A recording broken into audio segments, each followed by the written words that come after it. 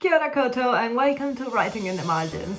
I'm Jules, I'm a writer, but I'm also quite an ordinary person with a job, a partner, a house, a dog, and a mental sanity to maintain. Making time for your passion is hard when you have a busy life, but it's possible and so rewarding. In Writing in the Margins, we explore how to make the time to write as a normal busy human. I chat with some fantastic writers who manage to travel, run their own business, look after the family, and still produce some incredible content.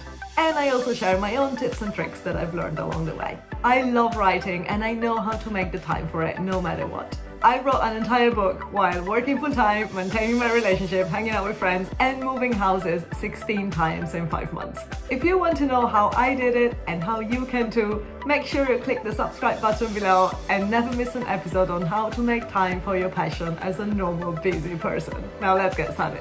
I was chatting to a friend recently about her writing routine as a full-time traveler, and I was very surprised to learn that she doesn't have one. I asked her how she manages to stick to a routine when she travels full-time, and she said she just doesn't. She told me that she just writes whenever she can. While sticking to a regular writing routine might be very helpful for some, it might not for someone else. I've definitely been there. Even though nowadays I do have a quite consistent writing routine, I've been through phases of my life where I definitely didn't.